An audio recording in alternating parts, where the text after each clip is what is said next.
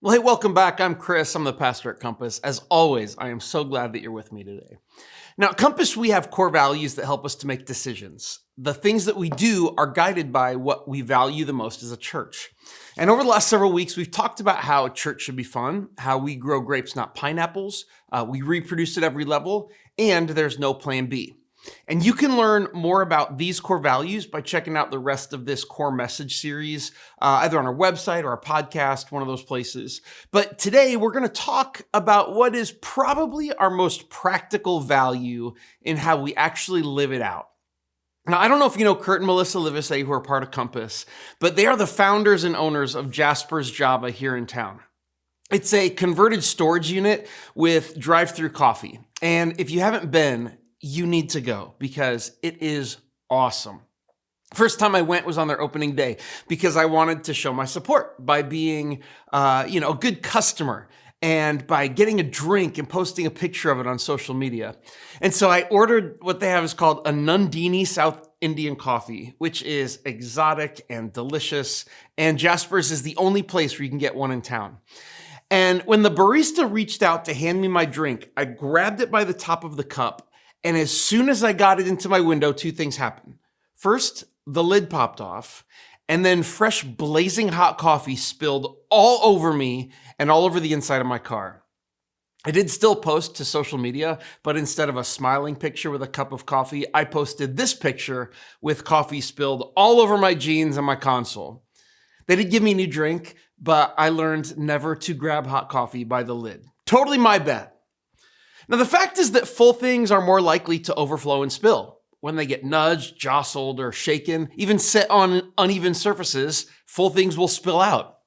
At the Six Flags water park, there's this kids pool area, and in it is a little playground, and there's this giant bucket hanging over it, and it always has water being poured into it.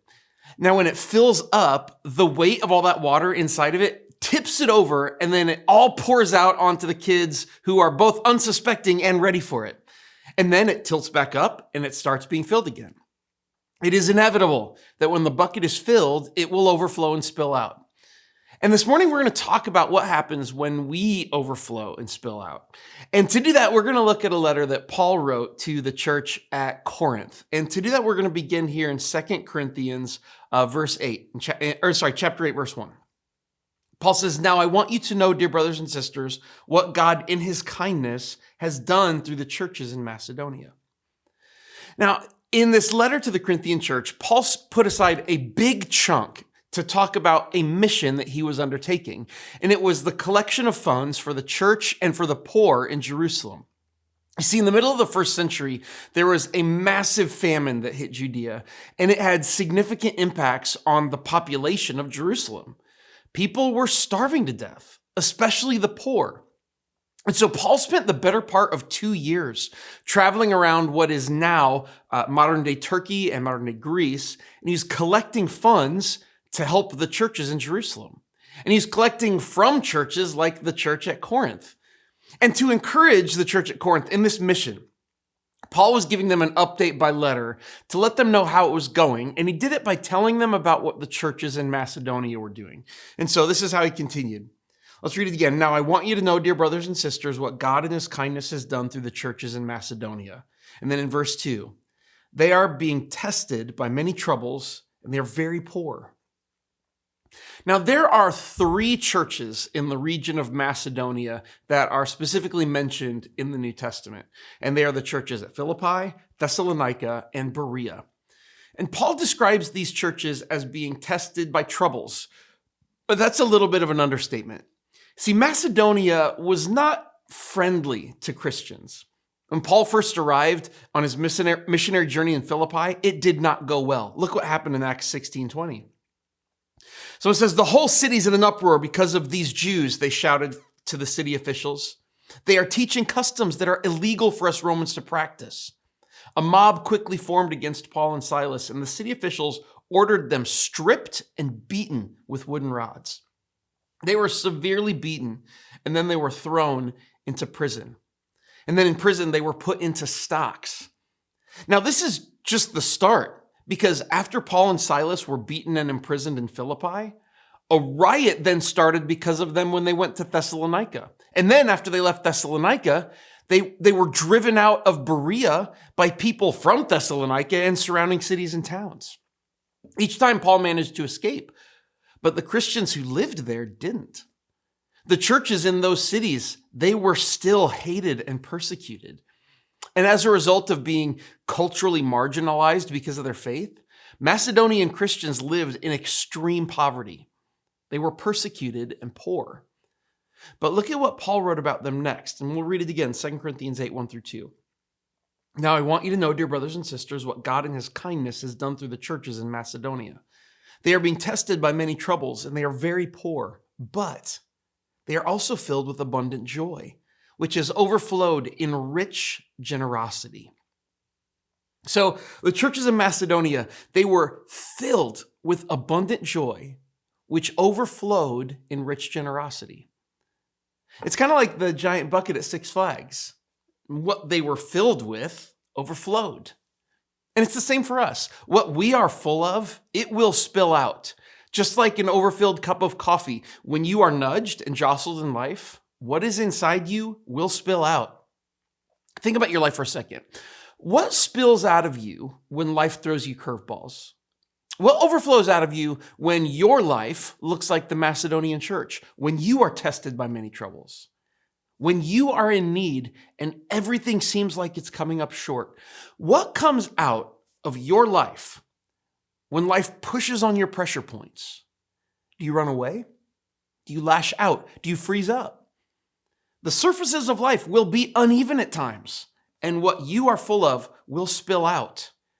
But that's not always a bad thing. Look at the Macedonians. They were desperately poor. They lived in constant fear of violent persecution. Life was shaking their cups all over the place, and what was inside of them spilled out, and it was abundant joy and rich generosity. Think about this. When we feel attacked, we think that the normal, appropriate, default human reaction is anger, right? And we think that when things are uncertain, the normal reaction is fear and anxiety and worry. And we think that when things appear hopeless, that the default acceptable response is despair.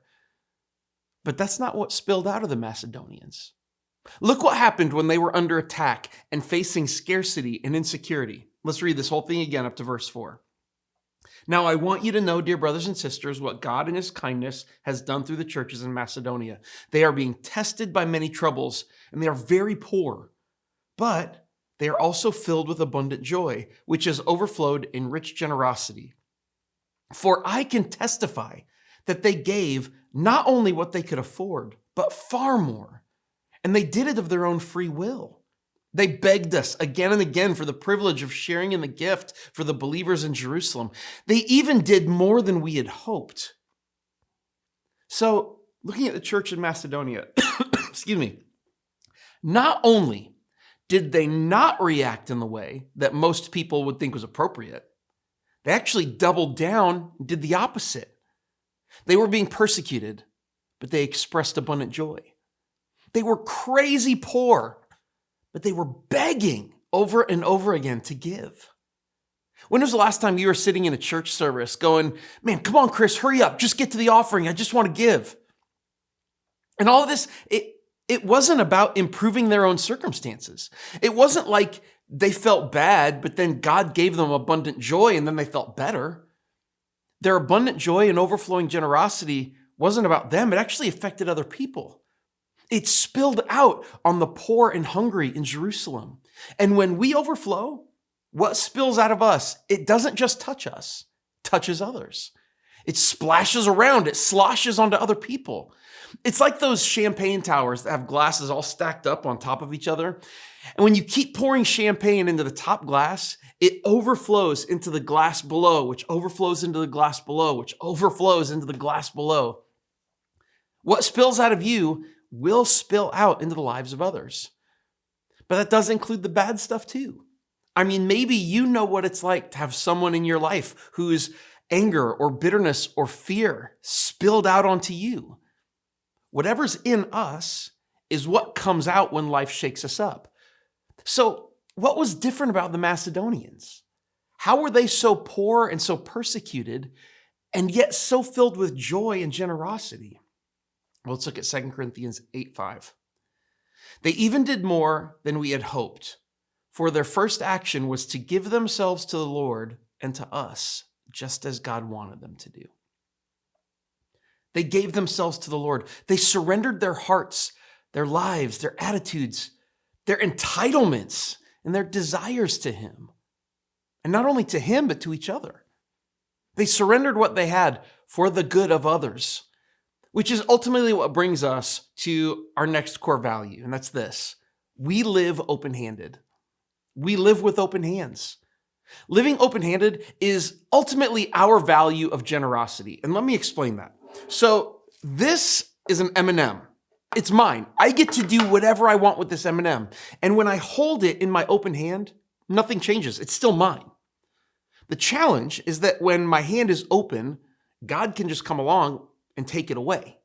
In my open hand, it's available to Him. But I can keep it if I want to. All I have to do is close my hand around it. Then it's safe and secure, and I know I'm going to have it if I ever need it.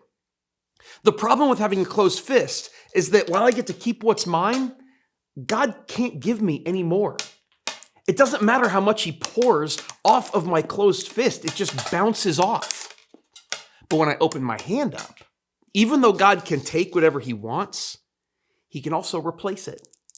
And then He keeps pouring more and more in until it overflows. And He can keep taking it, right? He can keep taking it out, but He keeps pouring more and more in. And it doesn't matter how much is given away, because hands that are always open to give are always open to receive.